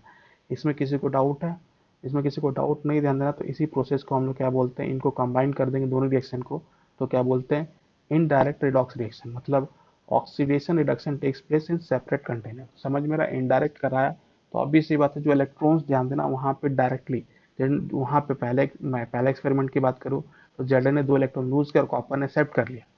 तो वहाँ पे ध्यान देना केमिकल एनर्जी एनर्जी तो नो डाउट एक्सोथर्मिक रिएक्शन हुआ जिससे एनर्जी रिलीज हुआ, बस उस एनर्जी को ध्यान देना हम लोग इलेक्ट्रिकल एनर्जी में कन्वर्ट नहीं कर पाए। जैसे सेपरेट कंटेनर में किए तो इलेक्ट्रॉन्स को फ्लो करने के लिए टाइम मिल गया, और जितना फ्लो कराएंगे ध्यान देना इलेक्ट्रिक करंट क्या होगा उतना ही फॉर्म, इलेक्ट्रिक करंट क्या होगा उतना ही जनरेट होगा। तो ये है, तो ये समझ में आ रहा। तो एनोड है, तो ध्यान रखना एनोड, अब कैसे पता चलेगा, एनोड एनोड और कैथोड की बात कर लेते हैं। तो ऑक्सीडेशन है, तो ध्यान रखना जहाँ भी ऑक्सीडेशन होता है उसको हम लोग क्या बोलते हैं, एनोड। और जहाँ भी रिडक्शन होता है ध्यान रखना उसको हम लोग क्या बोलते हैं, कैथोड। एक और चीज लिखा हुआ, वेट ऑफ रॉड डिक्रीजेस। तुम खुद ही सोचो ना, जिंक रॉड जो है एटम है, एटम क्या हो रहा है, बार बार लूज कर रहा है, एटम लूज करके ध्यान देना जिंक Zn है किसमें कन्वर्ट हो रहा है, Zn+2 और सॉल्यूशन में चला जा रहा है। तो टाइम के साथ ध्यान देना ये क्या होता जाएगा, पतला हो जाएगा। जबकि ध्यान देना यहाँ पे Cu+2 है, 2 इलेक्ट्रॉन गेन करके क्या बना, Cu सॉलिड, मतलब ये टाइम के साथ क्या होता जाएगा, मोटा होना स्टार्ट हो जाएगा। तो नॉर्मली जो हमारा जो ध्यान देना एनोड है, एनोड का वेट क्या होता है, टाइम के साथ डिक्रीज करता है, और कैथोड का वेट टाइम के साथ क्या होता है, इंक्रीज करता है। तो सारे पॉइंट्स मैंने एक्सप्लेन कर दिए हैं। अब हम बोलते हैं लेफ्ट वाले साइड को, ध्यान देना एनोड हाफ सेल भी बोलते हैं। एनोड हाफ सेल मतलब एनोड है, इसे ऑक्सीडेट एनोड है तो एनोड हाफ सेल है, तुम ऑक्सीडेशन हाफ सेल भी बोल सकते हो। नेगेटिव चार्ज होता है तो नेगेटिव हाफ सेल भी बोल सकते हो, या लेफ्ट में होता है तो लेफ्ट हाफ सेल भी बोल सकते हो। तो सेम उल्टा है, ये एनोड हाफ सेल है तो ये कैथोड हाफ सेल है, ये ऑक्सीडेशन हाफ सेल है तो रिडक्शन हाफ सेल है, ये नेगेटिव हाफ सेल है तो ये पॉजिटिव हाफ सेल है, ये लेफ्ट हाफ सेल है तो ये राइट हाफ सेल है। तो ये सब इनके नाम है, इस नाम को रटने के लिए तुम लोन रट सकते हो। लोन क्या होता है, लोन मतलब लेफ्ट होता है, लेफ्ट ऑक्सीडेशन एनोड नेगेटिव। मतलब ध्यान देना लेफ्ट में जो है, इसको रटने का तरीका, एल मतलब लेफ्ट होता है, ओ मतलब ऑक्सीडेशन होता है, ए मतलब एनोड होता है, एन मतलब नेगेटिव होता है। मतलब इसका मतलब क्या है, ध्यान देना जो लेफ्ट है, लेफ्ट में ध्यान देना क्या होगा, ऑक्सीडेशन होगा, और जहाँ ऑक्सीडेशन होगा वो क्या होगा, एनोड होगा, और जो एनोड होगा उस पर चार्ज क्या होगा, नेगेटिव। तो समझ में आ रहा, जो लेफ्ट में है उस पर ऑक्सीडेशन होगा, उसको हम लोग क्या बोलेंगे, एनोड बोलेंगे, और एनोड पे कौन सा चार्ज होता है, नेगेटिव होता है। तो इस तरीके से हम लोग इसको रट सकते हैं। तो ये था हमारा कंस्ट्रक्शन ऑफ इलेक्ट्रोकेमिकल सेल। अब हम बात करते हैं salt bridge and its importance. Salt bridge its function and importance. तो ध्यान देना सॉल्ट ब्रिज का बहुत ही बड़ा, ध्यान देना, इम्पोर्टेंस है, मतलब बहुत ज़्यादा इंपॉर्टेंस है। क्योंकि बिना सॉल्ट ब्रिज के कारण, ध्यान देना बिना सॉल्ट ब्रिज, अगर मैं सॉल्ट ब्रिज ना यूज़ करूँ तो मेरा सर्किट कभी कंप्लीट होगा ही नहीं। तो सॉल्ट ब्रिज के बारे में डेफिनेशन थोड़ा सा पढ़ लेते हैं। Salt bridge is an inverted U-shaped tube which contains an inert electrolyte like KCl, KNO3, NH4, ATCl in अगर अगर पाउडर। अगर पाउडर कहने का मतलब है ना, सेमी लिक्विड स्टेट को बोलते हैं, so that ions can move easily. तो समझ में ना, सॉल्ट ब्रिज एक यू शेप ट्यूब है जिसमें ध्यान देना इनर्ट इलेक्ट्रोलाइट्स होते हैं इन अगर अगर पाउडर फॉर्म में या सेमी लिक्विड स्टेट में, so that ions can move easily. तो अगर फंक्शन की बात करता हूँ तो देना सॉल्ट ब्रिज का डेफिनेशन तुम लोग रट लेना, बोर्ड में आ सकता है। Next function of salt bridge की बात करें तो फर्स्ट है, it complete the circuit by maintaining the flow of electrons. तो अब ध्यान रखना सर्किट कैसे कंप्लीट हो रहा है, तुम देखो यहाँ से इलेक्ट्रॉन निकला तो यहाँ गया गया गया गया गया अभी तक यहीं था। अगर ये सब सॉल्यूशन यहाँ तक तो आ गया, इधर भी यहाँ तक आ गया, इधर भी है, इधर तो नहीं है, इधर नहीं सॉरी, ये तक हो गया। सॉल्ट ब्रिज नहीं होता, ध्यान देना, तो इलेक्ट्रॉन इधर आता ही नहीं। सॉल्ट ब्रिज है तो क्या होगा, सॉल्ट ब्रिज के थ्रू इलेक्ट्रॉन्स कहाँ हो रहे हैं, यहाँ पे सर्किट क्या हो रहा है, पूरा का पूरा कंप्लीट हो जा रहा है, सर्किट कंप्लीट हो रहा है। तो ध्यान देना बिना सॉल्ट ब्रिज के हमारा सर्किट कंप्लीट होता ही नहीं। तो पहला है जो फंक्शन है, it complete the circuit by maintaining the flow of electrons. Second, it maintains the electrical neutrality. Obvious सी बात है, दो आयंस अगर मैं जैसे Zn+2 की बात, Zn+2 बढ़ा तो दो सील मैंने उधर से आ गया और इलेक्ट्रिकल न्यूट्रलिटी ऑफ सॉल्यूशन को क्या किया, मेंटेन किया। जो भी कंटेनर, ध्यान कंटेनर के अंदर जो सॉल्यूशन है, या तो ध्यान टाइम के साथ पॉजिटिव, अगर एनोड की बात की तो टाइम के साथ पॉजिटिव हो गया, कैथोड की बात करें तो टाइम के साथ नेगेटिव हो गया था। अगर हम सॉल्ट ब्रिज यूज किए तभी ध्यान देना हमारा सॉल्यूशन किस फॉर्म में गया, न्यूट्रल फॉर्म में गया। थर्ड की बात करते हैं, सॉल्ट ब्रिज मिनिमाइजेस। थर्ड की बात करते हैं, salt bridge minimises the liquid liquid junction, है ना। सॉल्ट ब्रिज ध्यान लिक्विड लिक्विड जंक्शन को भी मिनिमाइज करता है। तो अब ये बात कर रहे हैं कि मान लो तुम डिफरेंट कंटेनर, अब तुमने क्या किया, सीम ऐसे बड़ा सा कंटेनर ले लिया, एक तरफ ध्यान नेगेटिव इलेक्ट्रोड लिया, ये पॉजिटिव, नेगेटिव है ध्यान देना पॉजिटिव, मतलब ये वाला पार्ट कौन सा है, ये वाला मेरा एनोड है, और ये मतलब क्या है, ध्यान देना कैथोड है। अब इनके बीच में ध्यान देना गैप नहीं बना है। अब है क्या, तुम ऐसे सोचो कि जो नेगेटिव है तो लिक्विड वन है, लिक्विड टू है, ये नेगेटिव है तो इसके सॉल्यूशन पे कैसा चार्ज होगा, पॉजिटिव चार्ज होगा, जो कि मैंने यहाँ शो किया। अगर ध्यान देना इस पे पॉजिटिव है तो यहाँ पे क्या होगा, नेगेटिव होगा। मतलब कहने का मतलब है कि ध्यान देना इधर पॉजिटिव चार्ज जनरेट होना स्टार्ट हो जाएगा, इधर क्या होगा, नेगेटिव चार्ज जनरेट होना स्टार्ट हो जाएगा। अगर ध्यान देना सॉल्ट ब्रिज नहीं होगा तो यहाँ पे एक पोटेंशियल क्रिएट होगा। अगर सॉल्ट ब्रिज नहीं होगा तो ध्यान देना इसका सॉल्यूशन, ध्यान देना एनोड वाला सॉल्यूशन पॉजिटिव चार्ज हो जाएगा, कैथोड वाला सॉल्यूशन क्या हो जाएगा, नेगेटिव चार्ज हो जाएगा। तो बीच में क्या होगा, पोटेंशियल क्रिएट होगा। तो अगर मैं बात करता हूँ, ध्यान देना सेल पोटेंशियल, ये नेगेटिव है ये पॉजिटिव है, एनोड और कैथोड के पोटेंशियल डिफरेंस के कारण ही क्या होता है, ध्यान देना सेल ऑपरेट करता है। तो इनके बीच में ध्यान देना एक सेल पोटेंशियल होगा, और सेल पोटेंशियल देखने का तरीका क्या होता है, नेगेटिव से पॉजिटिव। मतलब ओवरऑल जो सेल पोटेंशियल है इस साइड में, लिक्विड लिक्विड जंक्शन का ध्यान देना क्या होता है, इस साइड से। लिक्विड लिक्विड का जंक्शन क्या है, इधर है। लिक्विड लिक्विड जंक्शन का पोटेंशियल क्या है, इस साइड है। तो अगर ऐसा होगा तो ध्यान देना, अगर ये सेल का ध्यान देना काम कर रहा है, मान लो सेल जो है ये पूरा का पूरा सेल, मतलब वोल्टेज कितना प्रोवाइड कर रहा है, मान लो कितना प्रोवाइड कर रहा है, 1.4 वोल्ट प्रोवाइड कर रहा है। तो अगर मैं सॉल्ट ब्रिज नहीं यूज करूंगा तो एक तो ध्यान देना जल्दी ज़्यादा देर तक काम नहीं करेगा, और दूसरा क्या है, ये वोल्टेज 1.2 ही प्रोवाइड करेगा, क्योंकि एक वोल्टेज जो है ध्यान देना 1.4 इधर से इधर, पर 0.2 क्या होगा, लिक्विड लिक्विड जंक्शन के कारण भी तो पोटेंशियल होगा, तो क्या करेगा, पोटेंशियल कम कर देगा। तुम खुद यहाँ सोचो ना, सेल पोटेंशियल कहाँ है, लेफ्ट टू राइट से है, जबकि लिक्विड लिक्विड जंक्शन पोटेंशियल क्या है, राइट टू लेफ्ट है। तो ऑब्वियस सी बात है हमारा जो ओवरऑल पोटेंशियल होगा वो क्या होगा, ध्यान देना एक वेक्टर क्वांटिटी है, ओवरऑल हमारा पोटेंशियल क्या हो जाएगा, कम हो जाएगा। तो हमारा जो सॉल्ट ब्रिज है, सॉल्ट ब्रिज भी क्या करता है, इस लिक्विड लिक्विड जंक्शन पोटेंशियल को कम करता है। अब कम कैसे करेगा, तुम देखो ना यहाँ पॉजिटिव चार्ज है, यहाँ सॉरी इसको देखो, ये वाला पार्ट देखो, यहाँ पे क्या है, पॉजिटिव चार्ज है। तो ये पॉजिटिव चार्ज तब है ना जब तुमने सॉल्ट ब्रिज यूज नहीं किया। जब नेगेटिव चार्ज होगा, ध्यान रखना कोई सॉल्ट ब्रिज यूज करेंगे तो ऑब्वियसली कोई नेगेटिव आएगा, नेगेटिव आएगा तो यहाँ पे क्या होगा, यहाँ भी नेगेटिव हो जाएगा। इसको अलग कलर से कर ले तो ज़्यादा बेटर है। यहाँ क्या होगा, नेगेटिव हो जाएगा, बीच बीच में क्या होगा, नेगेटिव होना स्टार्ट हो जाएगा। जबकि इधर क्या होगा, नेगेटिव हो जाएगा, पॉजिटिव हो जाएगा, इधर भी क्या होगा, पॉजिटिव हो जाएगा। कहने का मतलब है जिधर पॉजिटिव आयन है उनके बीच में क्या होगा, नेगेटिव आयन घुसना स्टार्ट कर देगा। जिधर नेगेटिव आयन है, सॉल्ट ब्रिज का जो इलेक्ट्रोलाइट होगा वो घुसना स्टार्ट करेगा तो उधर पॉजिटिव हो जाएगा। मतलब एक perfect liquid liquid junction create नहीं होगा। Perfect liquid liquid junction create नहीं होगा तो ऑब्वियस सी बात है उसका पोटेंशियल क्या हो जाएगा, कम हो जाएगा। तो इसलिए क्या बोला जा रहा है कि salt bridge minimises the liquid liquid junction. तो ये पॉइंट सभी को समझ में आ रहा है। तो ये 3 पॉइंट इंपॉर्टेंट है सॉल्ट ब्रिज के बारे में। अब बात करते हैं condition on the electrolyte use in salt bridge. Salt bridge में ध्यान देना, सॉल्ट ब्रिज में जो इलेक्ट्रोलाइट यूज करते हो उन पे कंडीशन है। तो पहला कंडीशन है कि कटायन और अनायन की आयनिक मोबिलिटी सेम होनी चाहिए। तो लिखा हुआ ionic mobility of the cation and anion should be same so that both half cell neutralize simultaneously. कहने का मतलब है जो तुम भी इलेक्ट्रोलाइट यूज कर रहे हो, इलेक्ट्रोलाइट जहाँ सॉल्ट ब्रिज में जो तुम इलेक्ट्रोलाइट यूज कर रहे हो नो डाउट इनर्ट है, पर दोनों की आयनिक मोबिलिटी, मतलब कैटायन की आयनिक मोबिलिटी होगी और अनायन की आयनिक मोबिलिटी क्या होनी चाहिए, सेम होनी चाहिए। अगर सेम नहीं होगी तो क्या होगा, डिफरेंट होगा।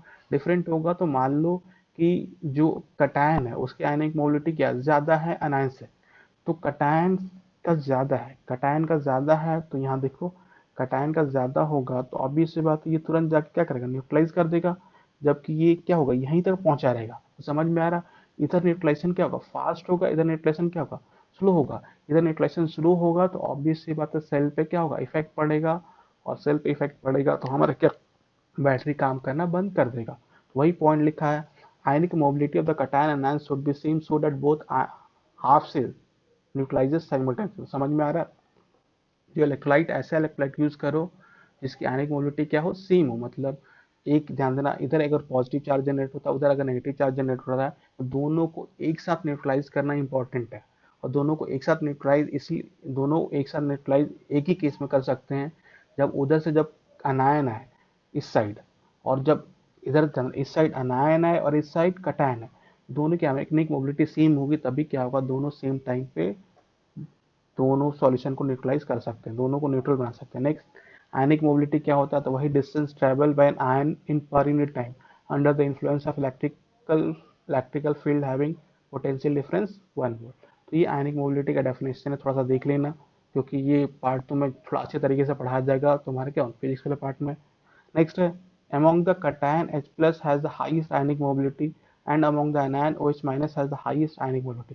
कहने का मतलब है कटायन है और अनायन है, तो कटायन में ध्यान रखना एच प्लस आयन की हाईएस्ट मोबिलिटी होती है, जब अनायन में बात करेंगे तो OH माइनस आयन की हाईएस्ट मोबिलिटी होती है, आयनिक मोबिलिटी होती है। सेकेंड है ध्यान देना, सेकेंड की बात करते हैं, ions of the electrolyte of salt bridge should not react with any of the half cell electrode electrolyte. कहने का मतलब है जो भी इलेक्ट्रोलाइट है, मैंने पहले ही बोला था इनर्ट इलेक्ट्रोलाइट होना चाहिए। इनर्ट इलेक्ट्रोलाइट होने का मतलब क्या है, जो इधर भी इलेक्ट्रोड है सॉल्यूशन, इधर भी इलेक्ट्रोड है और इलेक्ट्रोलाइट है, उधर भी इलेक्ट्रोलाइट और इलेक्ट्रोड है, मतलब जो तुम इलेक्ट्रोलाइट यूज कर रहे हो सॉल्ट ब्रिज में, ना तो ध्यान देना इलेक्ट्रोड के साथ रिएक्ट करे ना ही इलेक्ट्रोलाइट के साथ रिएक्ट करे। जैसे मान लो हमारा Zn+2 था, हमने Cl- भेजा था, तो इसने क्या किया रिएक्ट किया, रिएक्ट तो किया पर हमें पता Zn+2 हाईली सॉल्युबल है, तुरंत फिर किसमें टूट जाएगा Zn+2 और Cl- में, इसलिए ध्यान देना यहाँ पे कोई फर्क नहीं पड़ा। जबकि नेक्स्ट है KCl cannot be use in case of silver electrode because it will react with Ag+ and form white PPT of AgCl। तो ध्यान देना अगर Ag सिल्वर इलेक्ट्रोड केस में, सिल्वर इलेक्ट्रोड के केस में यूज करेंगे तो ऑब्वियस सी बात है सिल्वर के आयन में ही डिप करना पड़ेगा, तो सिल्वर के आयन में डिप किया तो Ag+ वहां से मिल गया और Cl- दोनों क्या बनाएंगे ध्यान देना एक प्रेसिपिटेट फॉर्म कर लेंगे, और प्रेसिपिटेट फॉर्म कर लेंगे तो ऑब्वियस सी बात है ये क्या होगा ध्यान देना गड़बड़ होना स्टार्ट हो जाएगा वहां पे। तो समझ में आ रहा है KCl cannot be use in case of silver electrode because it will react with Ag+ and form white PPT of AgCl। कुछ लोग को ध्यान लगेगा गड़बड़ कैसे हो जाएगा, तो होगा क्या ध्यान देना जो बैटरी है उसमें प्रेसिपिटेट होना है, बैटरी में तो सॉल्यूशन है ना, बैटरी प्रेसिपिटेट फॉर्म करना स्टार्ट कर देगा तो उसकी इफिशियंसी क्या होगी टाइम के साथ धीरे धीरे कम होते होते खत्म ही हो जाएगी। तो अब हम ये था ध्यान देना salt bridge and its importance. अब हम बात करते हैं इलेक्ट्रोड पोटेंशियल। अब इलेक्ट्रोड पोटेंशियल होता है क्या है कि तुमने देखा है कि कोई भी इलेक्ट्रोड हो चाहे एनोड हो चाहे कैथोड हो, एनोड ध्यान टाइम के साथ क्या होता जाता है नेगेटिव हो जाता है और सॉल्यूशन उसका क्या हो जाता है पॉजिटिव हो जाता है, जबकि कैथोड टाइम के साथ क्या होता है इलेक्ट्रोड उसका पॉजिटिव हो जाता है और सॉल्यूशन क्या होता है नेगेटिव हो जाता है। तो ध्यान देना कुछ टाइम देना अगर ऐसे ही छोड़ दूँ तो सेल बना के ऐसे ही छोड़ दूँ तो जो भी एनोड पे होगा उसकी ऑक्सीडाइज होने की टेंडेंसी होगी, जो भी कैथोड में होगा इलेक्ट्रोलाइट होगा उसका रिड्यूस होने की टेंडेंसी होगी, तो होगा क्या एनोड पे नेगेटिव चार्ज होगा और कैथोड पे पॉजिटिव चार्ज होगा, तो वहाँ पे एनोड पे एक नेगेटिव चार्ज होगा और पूरे सॉल्यूशन में पॉजिटिव होगा, तो कुछ ना कुछ पोटेंशियल डेवलप होगा, और कुछ ना कुछ पोटेंशियल डेवलप होगा, उसी पोटेंशियल को हम लोग क्या बोलते हैं ध्यान देना इलेक्ट्रोड पोटेंशियल।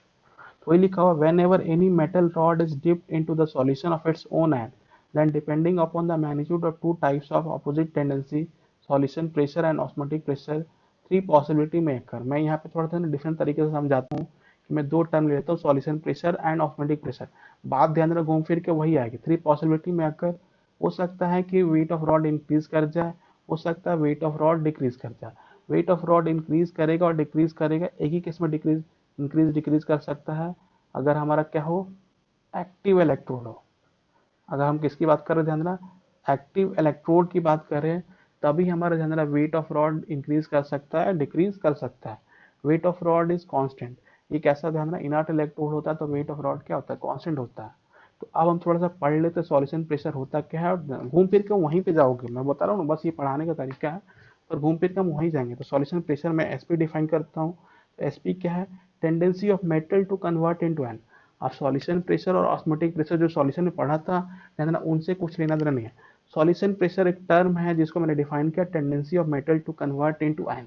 ऑस्मोटिक प्रेशर क्या होगा, जस्ट इसका उल्टा होगा, tendency of ion to convert into metals. तो अब केस फर्स्ट की बात करते हैं।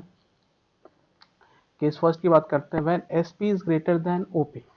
SP is greater than OP मतलब ध्यान देना, यहाँ पे मेटल क्या होगा, आयन में कन्वर्ट होने की टेंडेंसी ज्यादा शो करेगा। तो SP is greater than OP कहने का मतलब, in this case metal has tendency to convert into ion, so weight of rod decreases and this type of electrode is known as anode. समझ में आ रहा है। इस केस में SP is greater than OP मतलब यहाँ पे मेटल क्या हो रहा है, आयन में कन्वर्ट होने की टेंडेंसी ज्यादा शो कर रहा है। तो आयन में कन्वर्ट होगा तो ऑब्वियस सी बात है उस इलेक्ट्रोड का, उस इलेक्ट्रोड का क्या होगा, ध्यान देना, बेसिकली वेट ऑफ रॉड क्या होगा, डिक्रीज हो जाएगा, उस इलेक्ट्रोड का वेट डिक्रीज होना स्टार्ट हो जाएगा। और इसको हम लोग क्या बोलते हैं, एनोड बोलते हैं। इलेक्ट्रोड हमें पता है, एनोड पे क्या होता है, नेगेटिव चार्ज होता है, सॉल्यूशन पे क्या होता है, पॉजिटिव चार्ज होता है। अब जो है ना, इलेक्ट्रोड पोटेंशियल कैसे डिफाइन होता है, जैसे तुमने एक सिंपल लिया कंटेनर ले लिया, उसमें M N plus aqua solution में एम सॉलिड को क्या किया, डिजोल्व कर दिया। एम सॉलिड है तो न्यूट्रल है, ध्यान देना न्यूट्रल है तो ऑब्वियस सी बात है, जितना नेगेटिव चार्ज उतना ही पॉजिटिव। मैंने 4 नेगेटिव 4 पॉजिटिव दिखाया हुआ है। पर कुछ टाइम के बाद ध्यान देना, हमारा क्या होगा, जो मेटल है ऑक्सीडाइज होने की टेंडेंसी शो करेगा, तो एम एस सॉलिड है, एनी इलेक्ट्रॉन शो करेगा तो क्या होगा, एम एन प्लस एक्वस। मतलब जो भी इलेक्ट्रॉन होगा वो कहाँ जाना स्टार्ट हो जाएगा, इलेक्ट्रोड पे जो रॉड है उस पर जाना स्टार्ट हो जाएगा। मतलब टाइम के साथ क्या होगा, ये रॉड कैसा चार्ज हो जाएगा, नेगेटिवली चार्ज हो जाएगा। और सॉल्यूशन कैसा हो जाएगा, पॉजिटिव चार्ज। सॉल्यूशन कैसा हो जाएगा, ध्यान देना, पॉजिटिव चार्ज, जो कि यहाँ पे शो भी कर रहा है कि रॉड पे कैसा चार्ज हो गया, ध्यान देना ये पॉजिटिव नहीं है, ध्यान देना ये नेगेटिव है। सब नेगेटिव हो गया है, जबकि सॉल्यूशन क्या होगा, पॉजिटिव हो गया।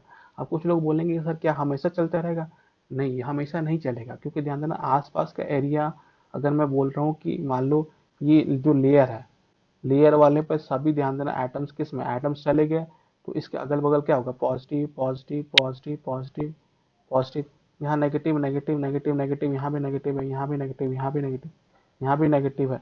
सब जगह क्या हो गया, ध्यान देना सब जगह नेगेटिव हो गया। तो इसके अंदर जो एटम्स है, ध्यान देना, अब वो ध्यान देना नेगेटिव में कन्वर्ट नहीं होंगे, नेगेटिव में कन्वर्ट नहीं होंगे, क्योंकि मैंने बताया ही था कि ध्यान देना, अगर तुम सॉल्ट ब्रिज ना यूज कर रहे हो तो अब ये जब तक न्यूट्रलाइज नहीं होगा, ध्यान देना, तो अब वो इलेक्ट्रॉन को छोड़ने ही नहीं देंगे। इलेक्ट्रॉन को छोड़ने नहीं देंगे मतलब क्या होगा, कुछ टाइम के बाद ध्यान देना इक्विलिब्रियम अटेंड हो जाएगा। इक्विलिब्रियम अटेंड हो जाएगा मतलब इलेक्ट्रोड पे नेगेटिव चार्ज होगा और सॉल्यूशन पे क्या होगा, पॉजिटिव चार्ज। और नेगेटिव पॉजिटिव चार्ज सेपरेटेड है, मतलब ऑब्वियसली पता कुछ ना कुछ पोटेंशियल डेवलप होगा। उसी को हम लोग क्या बोलते हैं, इलेक्ट्रोड पोटेंशियल। और यहाँ पे ऑक्सीडेशन के कारण हो रहा है, तो हम लोग क्या बोल सकते हैं, ऑक्सीडेशन पोटेंशियल। इसको हम लोग क्या बोलते हैं, एनोड हाफ सेल बोलते हैं। तो एनोड हाफ सेल समझ में आ रहा है। केस 2 की बात करते हैं, when OP is greater then SP, मतलब यहाँ पे आयंस किस में कन्वर्ट होंगे, ध्यान देना, मेटल्स में कन्वर्ट होंगे। तो वही लिखा हुआ है, in this case ions have tendency to convert into metals, so weight of rod increases and this type of electrode is known as cathode. ये तो समझ में आ रहा है। इलेक्ट्रोड क्या हो जाएगा, पॉजिटिव हो जाएगा, सॉल्यूशन क्या हो जाएगा, नेगेटिव। फिर से negative positive, after some time ध्यान देना सॉल्यूशन नेगेटिव हो जाएगा और इलेक्ट्रोड क्या हो जाएगा, पॉजिटिव। ध्यान देना ये भी हम बात कर रहे हैं इक्विलिब्रियम पे बात कर रहे हैं, कहाँ ध्यान देना, कुछ टाइम के बाद इक्विलिब्रियम अचीव हो ही जाएगा। और यहाँ पे जो इलेक्ट्रोड पोटेंशियल डेवलप होगा उसको हम लोग क्या बोलते हैं, रिडक्शन पोटेंशियल बोलेंगे।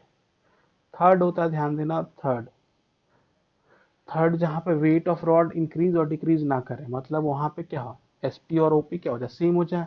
ना ही ऑक्सीडाइज होने की टेंडेंसी, ना ही मेटल को आयंस में कन्वर्ट होने की टेंडेंसी, मेटल को आयन में कन्वर्ट होने की टेंडेंसी, आयन के मेटल में कन्वर्ट होने की टेंडेंसी, दोनों का क्या है, सेम है। इसलिए ध्यान देना OP is equal to SP कहने का मतलब no change in weight of rod.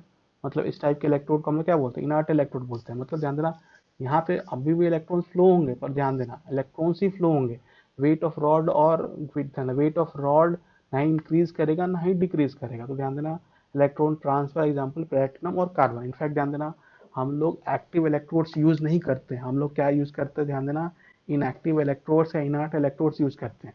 क्योंकि अगर एक्टिव इलेक्ट्रोड्स यूज करेंगे तो ध्यान देना टाइम के साथ क्या होगा, कोई रॉड पतला होना स्टार्ट हो जाएगा, टाइम के साथ कोई रॉड क्या होगा, मोटा होना स्टार्ट हो जाएगा।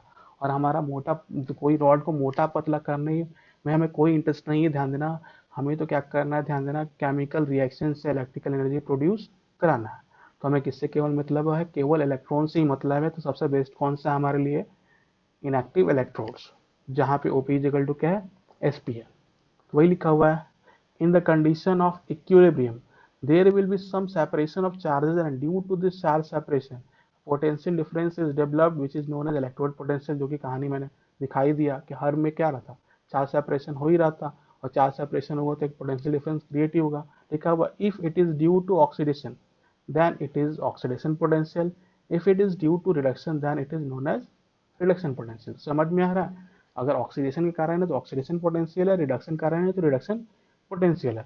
कुछ लोग बोलेंगे सर थर्ड केस में तो कुछ डिफाइन नहीं हो रहा है। थर्ड केस में ध्यान रखना डिफाइन इसलिए नहीं हो रहा है क्योंकि चार्ज सेपरेशन हो ही नहीं रहा, और जब चार्ज सेपरेशन नहीं होगा तो कोई भी इलेक्ट्रोड पोटेंशियल डिफाइन नहीं होगा। नेक्स्ट है, हम बात करते हैं फैक्टर्स अफेक्टिंग इलेक्ट्रोड पोटेंशियल। जो इलेक्ट्रोड पोटेंशियल है, चाहे ऑक्सीडेशन बोल लो चाहे रिडक्शन बोल लो, कौन कौन से फैक्टर्स हैं जो अफेक्ट करते हैं। तो first, nature of metal and it's ion.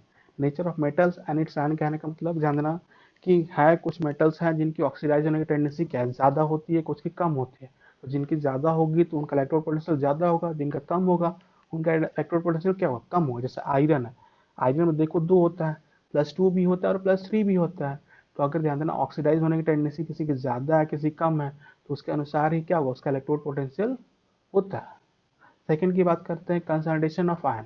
Concentration of ion पे भी क्या होता है, ध्यान देना डिपेंड करता है, क्योंकि हम लोग जब हम बात करते हैं, जब इसको सॉल्व करेंगे, ध्यान देना इलेक्ट्रोकेमिकल सेल के लिए हम लोग जब नॉन इक्वेशन का डेरिवेशन करेंगे, वहाँ पे हमें ध्यान देना एक्टिविटी एक्टिविटी यूज करते हैं। और हमें पता है एक्टिविटी ऑफ सॉलिड और लिक्विड का तो कोई मतलब है नहीं। तो जो आयन होगा उसका कंसंट्रेशन यूज करेंगे, या प्रेशर होगा तो क्या यूज करेंगे, ध्यान देना गैस। यहाँ पे मैं डिस्कस नहीं कर रहा हूँ कि कंसंट्रेशन को चेंज करने पे क्या फर्क पड़ेगा, क्योंकि उसके लिए मुझे क्या करना पड़ेगा, नॉन इक्वेशन डिराइव करना पड़ेगा और फिर समझाना पड़ेगा। तो नॉन इक्वेशन जब बताऊंगा तभी मैं डिस्कस करूंगा कंसंट्रेशन का इलेक्ट्रोड पोटेंशियल पर कैसे इफेक्ट पड़ता है। जबकि nature of metals and it's ion का सभी को समझ में आ रहा है, किसी मेटल की ऑक्सीडाइज होने की टेंडेंसी ज़्यादा है तो ऑक्सीडेशन पोटेंशियल ज़्यादा होगा, किसी का रिड्यूस होने की टेंडेंसी ज़्यादा है तो उसका रिडक्शन पोटेंशियल क्या होगा, ज़्यादा होगा। थर्ड है temperature of the experiment. Temperature of the experiment भी क्या होता है, ध्यान देना मैटर करता है, पर तुम्हारे लिए जो मैं बताऊंगा कि टेम्परेचर जल्दी चेंज नहीं किया जाता है, और ये क्या होता है 25 डिग्री सेंटीग्रेड ही होता है। तो ये दो चीज़ें हैं, ध्यान देना, तुम्हें एक्सप्लेन होगी कि इलेक्ट्रोड पोटेंशियल और कंसंट्रेशन ऑफ गैस या पार्शियल प्रेशर ऑफ गैस में, सॉरी, इलेक्ट्रोड पोटेंशियल और कंसंट्रेशन ऑफ आयन या पार्शियल प्रेशर ऑफ गैस में क्या रिलेशन होता है, इलेक्ट्रोड पोटेंशियल और टेम्परेचर में क्या रिलेशन होता है। तो आगे हम लोग और वही पढ़ना है, डेरिवेशन ऑफ नॉन इक्वेशन ही पढ़ना है। तो वही लिखा है, variation of electrode potential with concentration and temperature, और इसी को हम लोग क्या बोलते थे ना, नॉन इक्वेशन। तो अब हम कुछ पॉइंट थर्मोडायनेमिक्स का यूज करेंगे। तो इनफैक्ट मैंने यूज भी किया था, ध्यान देना, केमिकल इक्विलिब्रियम में। थर्मोडायनेमिक्स ध्यान देना ज़्यादा नहीं है, ये इलेक्ट्रो खत्म हो जाएगा तो इलेक्ट्रो के बाद मैं केमिकल आयनिक पढ़ाऊंगा, और आयनिक के बाद मैं थर्मो पढ़ाऊंगा। तो फ्रॉम थर्मोडायनेमिक्स ध्यान देना delta G is equal to क्या होता है, delta G naught plus 2.303 R T log Q. Delta G का फॉर्मूला होता है, ध्यान देना, डेल्टा जी होता है गिव्स फ्री एनर्जी चेंज होता है। Delta G is equal to delta G naught plus 2.303 R T log. Delta G represent करता है gives free energy change in any condition. Delta G naught, ध्यान, नॉट आ गया मतलब standard condition, gives free energy change in standard condition. R जो है universal gas constant है, T है जो टेम्परेचर कैल्विन यूज करते हैं, और क्यू जो है हमारा क्या, रिएक्शन कोएफिशिएंट है, मतलब product by reactant. At equilibrium, at equilibrium पे ध्यान देना, हमने बात किया था डेल्टा जी की वैल्यू क्या हो जाती है, जीरो हो जाती है, और डेल्टा जी जीरो होगा, क्यू इज इक्वल टू किस में कन्वर्ट हो जाएगा, के इक्विलिब्रियम में। तो हम लोग क्या यूज कर सकते हैं, ये फॉर्मूला है, डेल्टा जी की वैल्यू में जीरो पुट कर दे, डेल्टा जी नॉट वैसे ही +2.303 R T log K equilibrium. मतलब delta G naught is equal to क्या है, -2.303 R T log K equilibrium होता है। तो इनफैक्ट जनरल इस क्वेश्चन को मैंने बताया भी था वहाँ पे केमिकल इक्विलिब्रियम में, कि के इक्विलिब्रियम कभी कभी ध्यान देना, वैसे तो के इक्विलिब्रियम देता है, पर कभी कभी डेल्टा जी नॉट दे के भी तुम्हारे क्या करता है, के इक्विलिब्रियम के बारे में पूछ सकते। तो delta G naught is equal to क्या होगा, -2.303 R T log K equilibrium. अब हमें कैलकुलेट करना, नॉन इक्वेशन कैलकुलेट करना, मतलब हमें बेसिकली इलेक्ट्रोड पोटेंशियल पे जाना है। तो अब थोड़ा सा बात करते हैं यूजफुल वर्क डन की बात करते हैं, useful work done by the system. यही थर्मोडायनेमिक्स में भी इसी चीज़ को एक्सप्लेन करूंगा, कि अगर ध्यान देना कोई सिस्टम है तो उसका useful work done by the system define करना है, तो वो और कुछ नहीं होता है, decrease in gives free energy change. अगर किसी भी सिस्टम का ध्यान देना gives free energy change define करते हैं, तो यूजफुल वर्क डन क्या होता है, बेसिकली ध्यान देना गिब्स फ्री एनर्जी चेंज में कितना, गिब्स फ्री एनर्जी जो चेंज है उसमें कितना डिक्रीज हुआ। तो ध्यान देना, मैं थोड़ा सा गिब्स फ्री एनर्जी चेंज थोड़ा सा बताता हूँ कि गिब्स फ्री एनर्जी चेंज होता क्या है। गिब्स फ्री एनर्जी चेंज कहने का मतलब है, होता क्या है कि मान लो तुम ट्यूशन आते हो, मान लो ट्यूशन आते हो, ट्यूशन आते हो तो तुम्हारे पास एनर्जी कितनी होती है, 100% एनर्जी होती है। और तुम्हारा कितना क्लास होता है, ध्यान देना 3 क्लास होता है, एक मैथ्स, एक फिजिक्स होता है, एक केमिस्ट्री होता है, एक मैथ्स होता है। तीनों क्लास में क्या तुम 100% यूज करते हो, नहीं। अगर बहुत बच्चा, ध्यान देना डिफरेंट, मैं एक ही बच्चा के ले रहा हूँ कि 80% क्या होता है, पढ़ता है, 80% क्या होता है, पढ़ता है, और 20% क्या होता है, ध्यान देना टाइम पास करता है। जो 80% एनर्जी था जिसको उसने पढ़ाई में लगाया, इसी को हम लोग क्या बोलते हैं, ध्यान देना डेल्टा जी बोलते हैं। और जो 20% ध्यान देना उसने खर्च कर दिया, इसको हम लोग क्या बोलते हैं, ध्यान देना डेल्टा एस बोलते हैं, मतलब एंट्रोपी। तो समझ में आ रहा है, हमारे पास 100% एनर्जी है, उस एनर्जी में से ध्यान देना हमने जितना भी एनर्जी यूजफुल वर्क डन में लगाया, उसको हम लोग क्या बोलते हैं, ध्यान देना गिव्स फ्री एनर्जी चेंज बोलते हैं, गिव्स फ्री एनर्जी बोलते हैं। और जो ध्यान देना ना चाहते हो भी हमने इधर उधर बात किया, खाना खाया, कुछ भी, खाना खाया तो चलो काम बोल सकते हैं, बात किया या लड़ लिया, वो सब ध्यान देना हमारा क्या है, ध्यान देना यूजफुल वर्क डन नहीं है, तो वो किस में कन्वर्ट हो जाता है, एंट्रोपी में कन्वर्ट हो जाता है। तो ध्यान रखना, कभी भी हम लोग 100% गिव्स फ्री एनर्जी चेंज में कन्वर्ट नहीं कर सकते।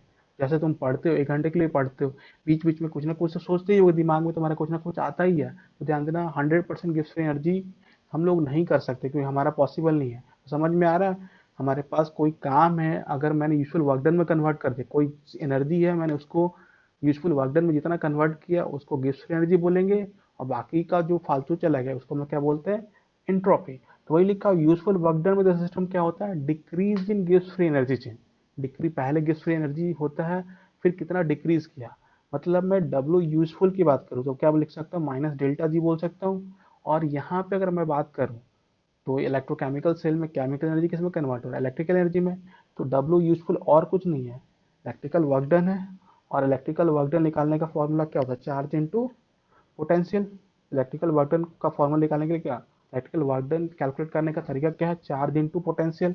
इनफैक्ट तुमने इलेक्ट्रोस्टैट में तुम्हारा इस फॉर्मूला पढ़ा होगा। 1 फराडे क्या होता है, 96500 कूलम, मैंने ऑलरेडी बता दिया है। और 1 फराडे और कुछ नहीं होता, charge of 1 mole of electron होता है। तो आप थोड़ा सा एज्यूम करते हैं कि let n Faraday of charge is flowing through the cell having potential E volt. मैंने बस मान लिया कि n Faraday of charge is flowing through the cell having potential E volt. तो डब्ल्यू इज इक्वल टू क्या होता है, Q into we था। तो क्यू क्या हो गया, एन फराडे। एन फराडे मतलब एन एफ हुआ ना चार्ज, 1 फराडे होता तो 1 एफ होता, एन फराडे मतलब एन एफ इंटू क्या होगा, ई होगा। तो समझ में आ रहा, वर्क डन क्या हो जाएगा, एन एफ ई। तो वर्क डन हमारा एन एफ ई हो गया। मैक्सिमम वर्क डन क्या होगा, एन एफ ई नॉट होगा। ध्यान देना, एक टर्म होता है ई होता है, और एक टर्म होता है क्या, ई नॉट। ये भी इलेक्ट्रोड पोटेंशियल, ये भी इलेक्ट्रोड पोटेंशियल। ये इलेक्ट्रोड पोटेंशियल है at standard condition, at standard condition पे ध्यान देना। ये जो इलेक्ट्रोड पोटेंशियल है, सॉरी ये गलत लिख दिया क्या, स्पेलिंग सही नहीं हुआ। ये जो इलेक्ट्रोड पोटेंशियल है, ध्यान देना क्या है, स्टैंडर्ड कंडीशन पे है। और ये इसका क्या ध्यान देना, किसी भी सेल का ध्यान देना, ई नॉट क्या होता है, वो उसका मैक्सिमम वैल्यू होता है। जबकि ई भी हमारे क्या इलेक्ट्रोड पोटेंशियल है, और ई इलेक्ट्रोड पोटेंशियल तो है, पर क्या आप बात कर सकते हैं, ध्यान देना एट एनी टाइम टी या एट एनी कंडीशन। तो समझ में आ रहा है, अगर तुम्हें वर्क डन केवल चाहिए तो एन एफ यूज करना पड़ेगा, मैक्सिमम वर्क डन चाहिए तो क्या यूज करना पड़ेगा, एन एफ ई नॉट। तो वैसे ही मैं डेल्टा जी, अभी मैंने बताया था वर्क डन जो यूजफुल होता है वो क्या होता है, माइनस डेल्टा जी होता है। तो डेल्टा जी की बात करूं तो डेल्टा जी क्या होगा, एन एफ ई होगा, और डेल्टा जी नॉट क्या होगा, minus n F E naught होगा। तो डेल्टा जी आएगा, डेल्टा जी नॉट आ गया, फिर फॉर्मूले पे आते हैं। Delta G is equal to delta G naught plus 2.303 R T log Q. तो डेल्टा जी की वैल्यू क्या, n F E delta G naught minus n F E naught plus 2.303 R T log Q. तो मैंने N F ई से क्या क्या ध्यान देना, डिवाइड कर दिया, डिवाइड कर दिया तो ये ई हो जाएगा, ये क्या हो जाएगा, ई नॉट हो जाएगा, minus 2.303 R T n F by log Q. तो ये तुम्हारा क्या है, नॉस्ट इक्वेशन है। इसका शॉर्ट फॉर्म भी कर सकते हैं, पर एक्चुअल में नॉस्ट इक्वेशन क्या होता है, E is equal to E naught minus 2.303 R T log Q by N F. E क्या होता है, electrode potential at any condition, मतलब इलेक्ट्रोड ई मैंने बताया electrode potential at any condition मतलब क्या होता है, ई वेरिएबल होता है and its value should be calculated in problem. E naught electrode potential at a standard condition, ये कांस्टेंट होता है and its value will be given in the problem. समझ में आ रहा है, ई जो है हमें कैलकुलेट करना पड़ता है, जबकि ई नॉट हमेशा क्या होता है प्रॉब्लम में गिवन है, तो उसको भी कैलकुलेट करना होता है, पर उसके लिए इन्फॉर्मेशन हमेशा दिया रहता है। अब हम बात करते हैं स्टैंडर्ड कंडीशन ऑफ इलेक्ट्रोकेमिस्ट्री, मतलब आयन जो होगा 1 मोलर होगा, पार्शियल प्रेशर ऑफ गैस जो होगा वो क्या होगा 1 बार होगा, activity of pure solid and liquid क्या होगा 1 होगा, रूम टेम्परेचर हम लोग क्या यूज करेंगे 25। तो ये सब हमारे स्टैंडर्ड कंडीशन ऑफ इलेक्ट्रोकेमिस्ट्री। तो समझ में आ रहा है स्टैंडर्ड कंडीशन ऑफ इलेक्ट्रोकेमिस्ट्री क्या होगा, कहीं भी तुम्हें आयन दिखे तो क्या यूज कर रहे हो, स्टैंडर्ड यूज कर रहे हो तो 1 मोलर यूज कर लो, कहीं भी कोई गैस दिखे तुम प्रेशर कितना यूज कर लो 1 बार यूज कर लो, एक्टिविटी ऑफ प्योर सॉलिड और लिक्विड अब तुम्हें पहले ही पता है 1 है, और टेम्परेचर कितना होता है ध्यान रखना 25 डिग्री। ये समझ में आ रहा है, तो ये था स्टैंडर्ड कंडीशन। जो एक एक्स्ट्रा चीज था हम लोग क्या क्या डिस्कस कर लिया था, ई डिस्कस कर लिया, ई नॉट डिस्कस कर लिया, आर टी कॉन्स्टेंट है, लॉग क्यू के बारे में पता है, एफ के बारे में पता है, एन के बारे में पता करना था। तो एन जो है ध्यान देना क्या रिप्रेजेंट करता है, नंबर ऑफ इलेक्ट्रॉन्स रिप्रेजेंट करता है, number of electrons transfer lost gain. तो ध्यान देना लॉस्ट तो हम कब बात करेंगे जब एनोड हाफ सेल होगा, गेन तब कब बात करेंगे जब कैथोड हाफ सेल होगा, ट्रांसफर की बात कब करेंगे जब फुल सेल होगा। तो तुम्हें तीनों सेल मिलने वाले हैं, एनोड हाफ सेल भी मिलने वाला है, कैथोड हाफ सेल भी मिलने वाला है, फुल सेल भी मिलने वाला है। समझ में रहे, एनोड हाफ सेल होगा तो जो भी इलेक्ट्रॉन, जैसे मान लो जिंक ने, ध्यान मान लो तो जिंक है, 2 इलेक्ट्रॉन लूज किया तो क्या बनाया ध्यान देना, Zn+2 एक्वस बना, तो इसके लिए एन की वैल्यू क्या हो जाएगी 2 हो जाएगी। तो ये हमारे लिए क्या था एनोड हाफ सेल था, तो इसके लिए एन की वैल्यू क्या हो जाएगी 2 हो जाएगी। अगर मैं सिंक कॉपर की बात करूँ Cu+2 एक्वस है, 2 इलेक्ट्रॉन गेन कर रहा है तो क्या हो रहा है Cu सॉलिड, ये मेरे लिए क्या कैथोड हाफ सेल है, कैथोड हाफ सेल है, फिर एन की वैल्यू कितनी हो जाएगी 2 हो जाएगी, और दोनों को ऐड कर देंगे फिर एन की 2 वैल्यू होगी, पर किसके लिए होगा वो फुल सेल होगा। तो समझ में आ रहा है कि जब एनोड हाफ सेल होगा तो कितना इलेक्ट्रॉन लॉस किया वही उसका ध्यान देना एन होगा, जब कैथोड हाफ सेल होगा तो कितना इलेक्ट्रॉन गेन किया वही उसका एन होगा, अगर फुल सेल होगा तो कितना इलेक्ट्रॉन ट्रांसफर हुआ वही उसका क्या होगा एन होगा।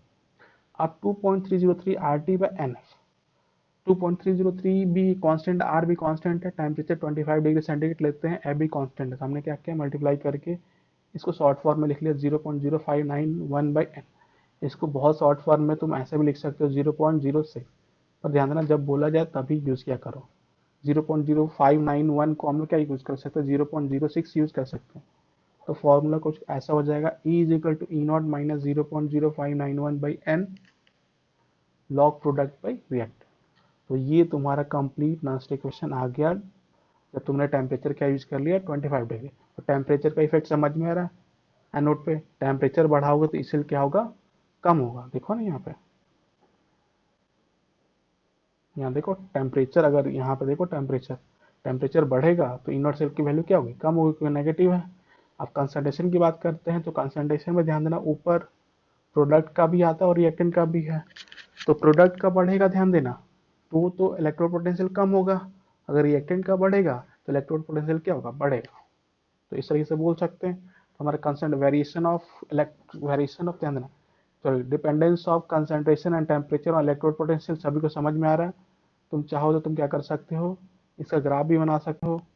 तो ई है लॉग पी बाई आर है, तो स्लोप क्या हो जाएगा यही हमारा स्लोप हो जाएगा, तो नेगेटिव स्लोप है, तो tan theta is equal to minus 0.591 by n. तो ये समझ में आ रहा है। अब नेक्स्ट क्लास में हम लोग पढ़ेंगे half cell reaction representation Nernst equation.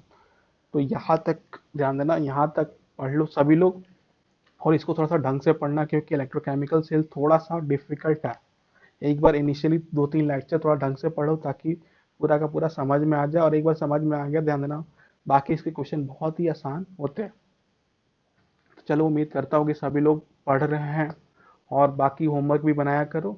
चलो अगले क्लास में मिलते हैं, बाय।